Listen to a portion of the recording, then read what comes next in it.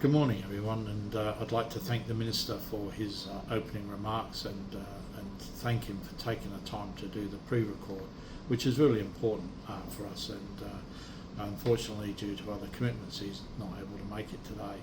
I myself am currently in flight and returning from the United Kingdom following the funeral of my mother. I begin by respectfully acknowledging the traditional owners of the land on which we meet today and the custodians of the lands and the waters across Queensland, and personally thank Uncle Steve Coghill for the welcome to country. Thanks, Steve. I'd like to also acknowledge some very special guests here this morning. I won't use the term VIP because you're all VIPs in my eyes.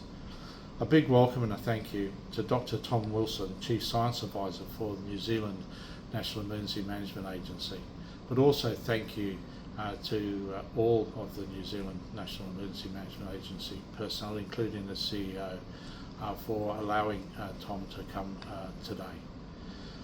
I'd also like to acknowledge Professor Kerry Wilson, who is Queensland's Chief Scientist, and thank you for the great work that you do.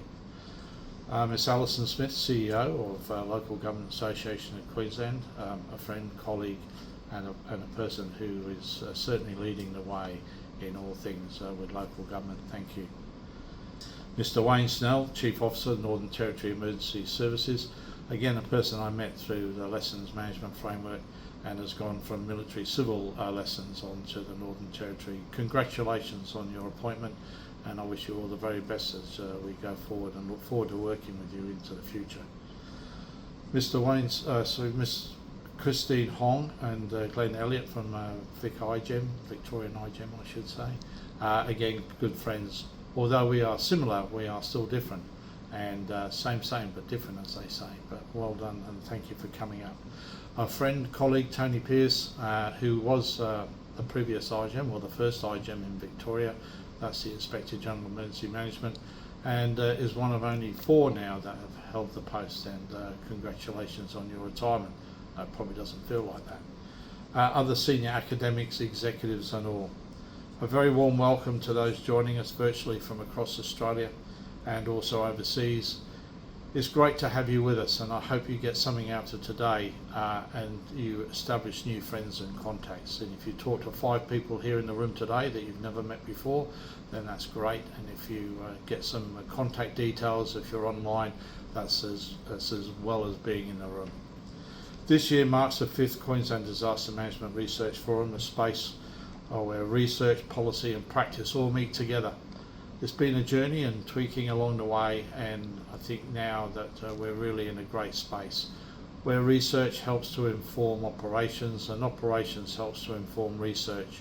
It's critical, left and right hand working together in unison, and it really depicts the way that this state runs its Queensland disaster management arrangements, and I thank you all in the room for that.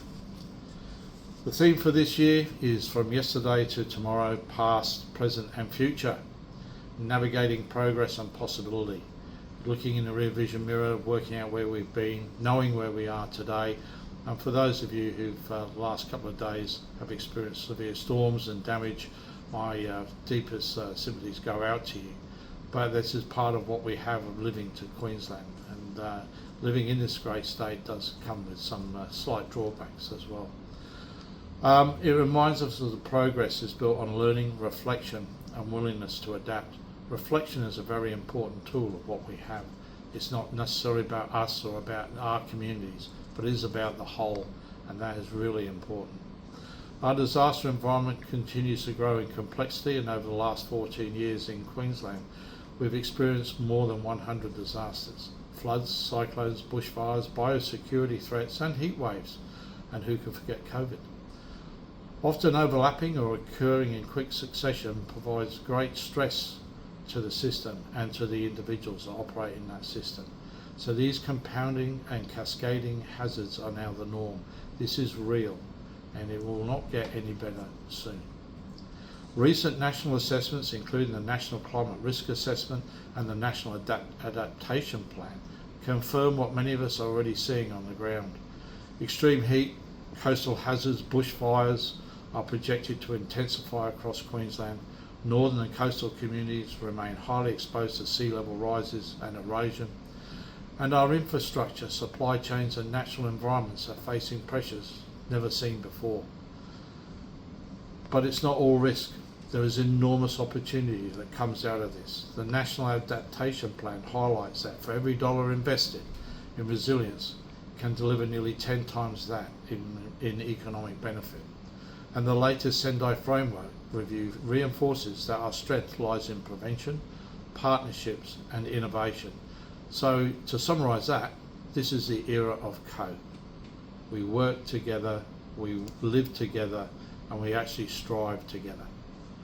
These insights matter because they help us translate research into action to inform smarter investment, support decision making at a local level, and we have better protection for our communities.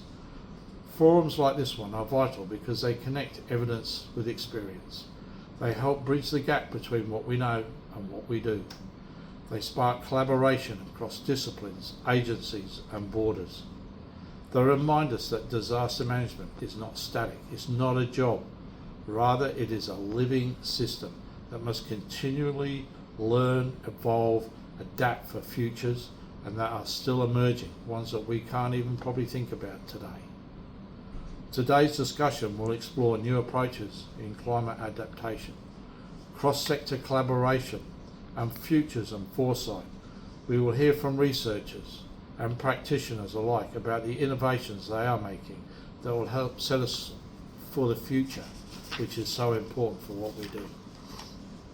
There will be opportunities across the day for people in the room and online to contribute to the conversation, and I fully encourage you to participate in a meaningful way. It is not often we get together like this with so many great brains in one room, so it's worth taking advantage of this opportunity. I'd like to thank all the presenters, the researchers and practitioners who've done a considerable amount of work to contribute to this year's programme. And a special thank you to my team and the broader working group for their hard work in bringing this event to life. I look forward to the insights revealed throughout the day and seeing how the conversations here continue to strengthen Queensland's disaster management system into the future. In the era of code, thank you.